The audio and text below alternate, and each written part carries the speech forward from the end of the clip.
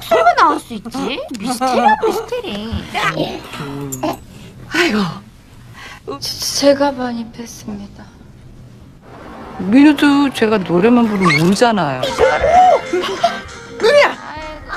Halo guys, kembali lagi di channel Topeng Hitam Official guys ya. Bagaimana kabar kalian hari ini? Semoga kalian selalu sehat dan banyak rezeki ya guys. Kali ini kita akan membahas seluruh alur cerita lengkap film berjudul Harmony. Oke, tanpa basa-basi lagi kita langsung ke alur cerita film Harmony guys ya. Film dibuka dengan adegan persalinan ibu muda bernama Hong Jung Hye.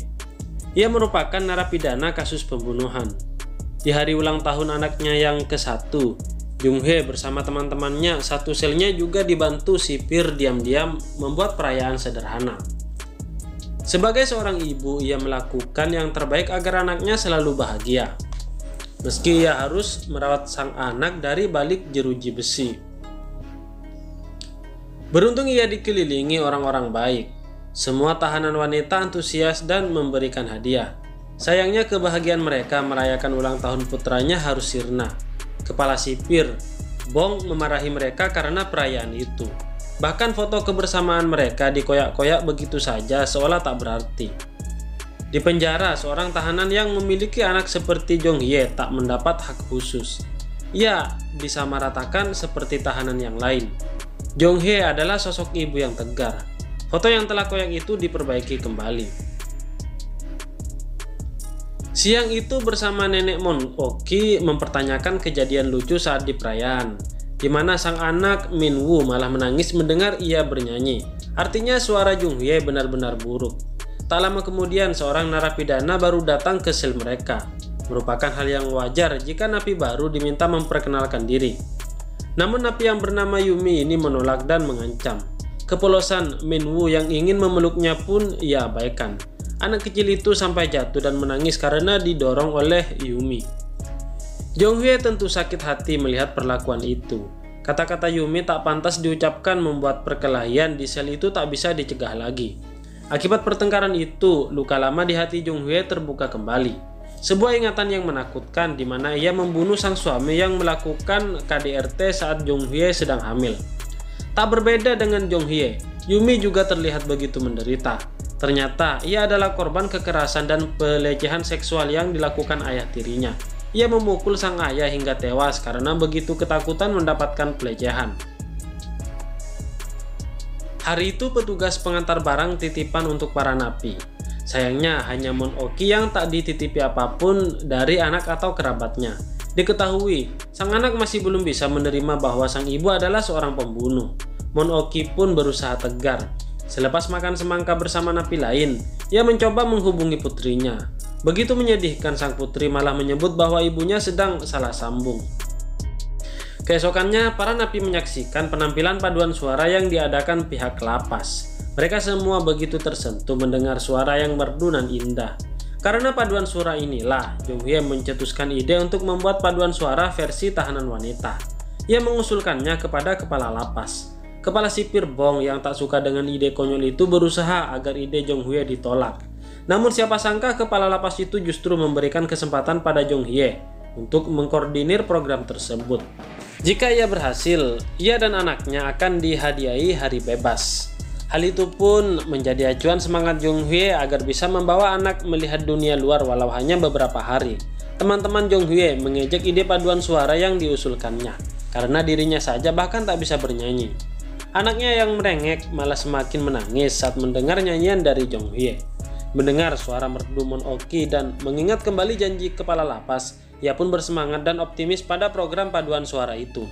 Poster pembentukan paduan suara pun disebarkan ke seluruh lapas. Para tahanan wanita terlihat begitu antusias. Jung Hye juga meminta Mon Oki menjadi pemimpin paduan suara. Karena dulu Mon Oki seorang profesor musik. Namun Mon Oki tak tertarik dan menolak permintaan Jung Hye. Tak lama ia pun ditemui oleh putrinya yang langsung marah-marah karena terus dicari oleh Mon Ki. Hatinya begitu sakit mendengar sang anak berharap dirinya hidup menderita. Berbanding terbalik, Ibu Yumi yang berusaha menemui sang putri malah ditolak. Memang hubungan Yumi dan ibunya merenggang karena kejadian pelecehan yang dilakukan oleh ayah tirinya. Monoki kemudian memainkan piano. Ia kembali teringat masa-masa kejayaannya menjadi seorang profesor musik. Konser yang diadakan menjadi mimpi belaka saat dirinya menciduk sang suami yang berselingkuh dengan guru musiknya. Ia tak mampu menerima pengkhianatan itu. Monoki terbakar emosi. Ia menabrak suami dan selingkuhannya berkali-kali. Karena itulah kini bertahun-tahun ia mendekam di penjara sambil menunggu vonis hukumannya. Sakit hati bercampur penyesalan ia tuangkan dalam sebuah alunan piano yang ia mainkan. Tak sengaja Jong Hye dan petugas melihat kepiawaian Monoki memainkan piano. Alhasil, Monoki pun tak mampu mengelak lagi menjadi pemimpin paduan suara. Keesokannya di halaman lapas, Jong Hye bersama teman-temannya masih sibuk membicarakan paduan suara. Sang anak yang menghampiri dan memeluk Yumi kembali celaka. Kali ini, bukan Yumi pelakunya, melainkan geng napi yang tiba-tiba menggertak Yumi dan mendorong Minwoo hingga terjatuh. Perkelahian besar pun terjadi saat itu juga. Siapa sangka karena perkelahian itu pula, Monoki yang terus dibujuk Jong Hye pun membulatkan tekadnya menjadikan paduan suara sebagai obat bagi para tahanan yang kehilangan harapan dan menderita seperti Yumi. Monoki juga iba. Sebagai seorang ibu, ia juga memahami keinginan hati Jong Hye yang ingin mendapatkan hari bebas, agar sang anak yang selama ini tinggal di dalam lapas bisa menikmati indahnya dunia luar. Seleksi suara pun diadakan. Para napi yang memiliki potensi suara yang baik diseleksi berdasarkan jenis suaranya, alto, mezzo, dan sopran. Awalnya Jong Hye pesimis takkan bisa masuk paduan suara. Tapi rupanya menurut Monoki suara Jong Hye tergolong suara alto. Tapi ia mesti banyak berlatih vokal. Setelah mendata semua suara, Monoki mengungkapkan mereka kekurangan suara jenis sopran, alias suara yang mampu mencapai nada tinggi. Namun tiba-tiba Jong Hye dipanggil oleh kepala lapas. Hal ini terkait perkelahian besar yang terjadi waktu itu. Membujuk dengan segala cara, akhirnya paduan suara tak jadi dibubarkan. Jadi diberi kesempatan berlatih 6 bulan. Saat keluar dari ruang kepala lapas itulah, Jong Hye mendengar suara wanita yang bernyanyi dengan begitu sedihnya. Jenis suaranya yang sedang dicari-cari. Rupanya lagu yang terdengar begitu sendu itu dinyanyikan oleh Yumi. Hari latihan pertama paduan suara wanita belum bisa mengatur suara mereka. Monoki pun mengajarkan ketika bernyanyi seorang harus memiliki postur yang bagus. Hal tersebut lantaran postur tubuh mempengaruhi suara yang keluar dari mulut. Lagi-lagi Monoki mengeluh soal suara sopran yang masih kurang di paduan suara mereka. Jong Hye pun langsung merekomendasikan Yumi. Alhasil Monoki pun datang membujuk Yumi. Bukannya mendapat sambutan atau sekedar basa-basi, Monoki langsung ditolak mentah-mentah. Yumi juga mengungkapkan ia lebih memilih mati dengan kemuliaan tanpa melakukan apapun. Sontak, Monoki pun menamparnya. Tamparan itu dapat diartikan kemarahan dan kepedulian Monoki agar Yumi sadar dan berubah pemikirannya. Meski mereka membunuh orang yang pantas dibunuh, tapi perbuatan mereka bukanlah kemuliaan yang patut dibanggakan. Di balik sifat Yumi yang keras, sebenarnya ia masih memiliki nurani. Melihat ibunya yang terus mendatanginya ke lapas, hatinya menjadi tergugah dan sadar. Secara mengejutkan, Yumi datang ke aula. Ia meminta maaf pada Monoki atas perkataannya tadi. Monoki pun mengajak Yumi memainkan piano, di mana lagu itu dulu sering dimainkan Monoki bersama anaknya. Monoki memberikan pesan, meski nanti mereka akan mati di penjara itu, mereka harus menghabiskan sisa waktu yang ada dengan tersenyum dan kebahagiaan. Keesokannya diiringi alunan piano Monoki, Yumi menunjukkan suara emasnya yang mampu membius siapa saja yang mendengarnya. Suatu malam, Jong Hye benar-benar panik dan ketakutan karena sang anak sakit dan harus segera diperiksa. Tapi malangnya, karena peraturan lapas, petugas melarangnya ikut. Setelah terus memujuk petugas, akhirnya Jong Hye diizinkan ikut, tapi dalam keadaan tangan diborgol. Otomatis Jong Hye menjadi pusat perhatian pasien dan suster di rumah sakit. Petugas lapas yang melihat Jong Hye kesulitan merasa bersalah. Ia telah mengenal Jong Hye dan tak seharusnya cemas Jong Hye akan kabur.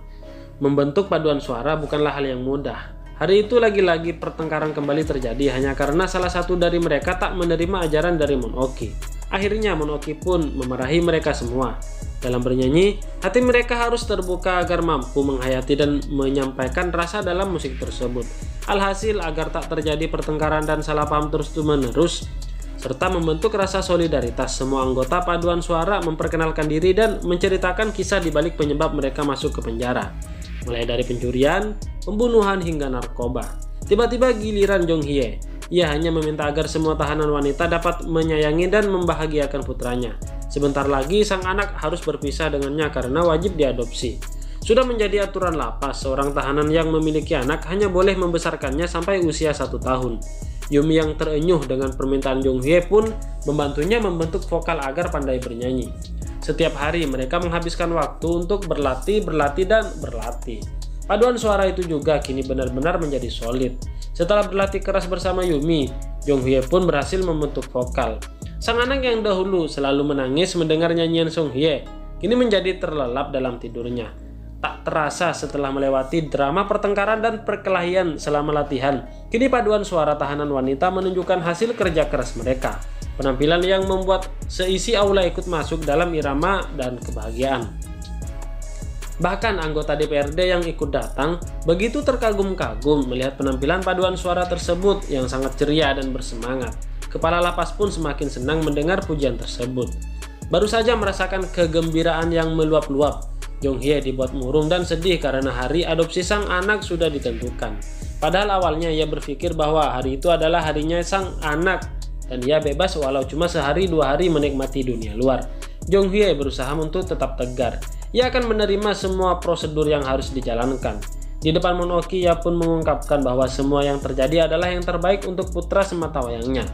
Saat mengemasi barang-barang sang anak, teman-teman Jong Hye lah yang justru tak mampu untuk tetap tegar. Mereka sedih anak sekecil Min Woo dipisahkan dengan ibunya. Tak cuma teman-teman satu selnya saja yang bersedih, seluruh anggota paduan suara juga bersedih yang mendengar dari nyanyian mereka. Di hari adopsi Min Woo, Jong Hye masih tetap berusaha tegar meski matanya memancarkan kepiluan. Ia menitipkan buku hariannya yang berisi pertumbuhan Min Woo dari waktu ke waktu selama ditahanan untuk orang tua adopsi Min Woo. Bahkan saat terakhirnya Jong Hye hanya melihat sang anak dari balik dinding kaca tanpa bisa menggenggam tangannya. Namun saat Jong Hye hampir meninggalkan gedung itu, ia kembali untuk sekali lagi melihat wajah sang anak. Ia tak mampu lagi menahan air matanya menyaksikan sang anak yang merengek ditenangkan oleh orang lain.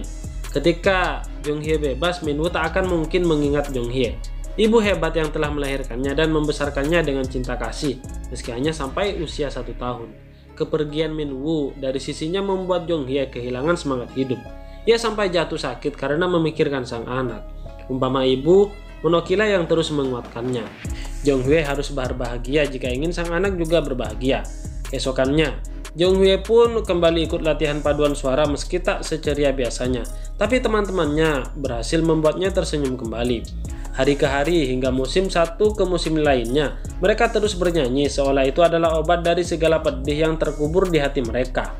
4 tahun kemudian, paduan suara mereka diundang untuk tampil di acara kompetisi nasional tepat saat malam Natal. Bahkan para tahanan ini diizinkan mengundang keluarga atau orang tersayang mereka serta diberikan waktu untuk bertemu secara langsung setelah penampilan itu. Kebahagiaan benar-benar menghiasi wajah mereka semua. Tanpa sepengetahuan siapapun, petugas lapas yang diminta Yunsil mengirim surat cinta untuk pria idamannya agar datang ke acara penampilan mereka, justru mengatur pertemuan semuanya.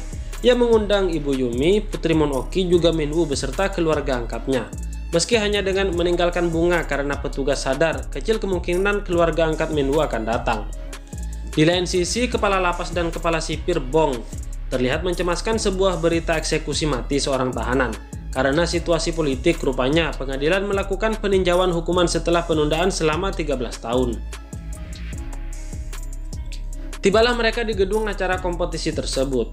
Semua orang menatap mereka dengan tajam seolah mereka adalah orang yang berbahaya. Saat berbaris, Jong Hye mendengar nama Min Woo. Sontak ia langsung mengikuti perginya anak-anak itu. Ia memastikan apakah Min Woo ini memiliki tanda lahir di tangannya, tapi rupanya tidak ada tanda lahir. Alhasil, karena menghilang tiba-tiba, Jong Hye pun dimarahi oleh kepala sipir Bong. Para tahanan harus pergi dalam keadaan berkelompok dan diawasi dengan ketat. Karena nervous, mereka pun bersama-sama pergi ke toilet. Istri seorang pejabat tak sengaja menjatuhkan cincinnya sendiri, tapi ia tak sadar dan langsung pergi saat melihat para tahanan juga masuk ke toilet. Akhirnya para tahanan ini pun menjadi bulan-bulanan polisi dan sasaran tuduhan. Penampilan mereka ditunda hingga mereka harus membuka seluruh pakaian untuk menemukan cincin yang hilang itu. Perlakuan mereka benar-benar buruk dan melanggar hak asasi manusia. Kepala lapas yang mendengar tahanannya mendapat masalah langsung bertindak tegas. Kepala sipir Bong mengatur agar penampilan mereka tetap dilaksanakan. Kepala lapas yang tiba langsung memarahi si polisi dan membela para tahanannya. Akhirnya paduan suara wanita yang diberi nama Harmony Cair tampil di atas panggung. Penampilan mereka benar-benar profesional. Meski sudah diperlakukan seperti binatang, para keluarga dan orang terdekat juga terlihat hadir, termasuk Putri Moon Ok yang tiba-tiba menyaksikan di tempat paling belakang. Semua penonton begitu tersentuh dengan lagu yang dibawakan. Jong Hye yang tak mendapati sang anak di bangku penonton terlihat begitu sedih.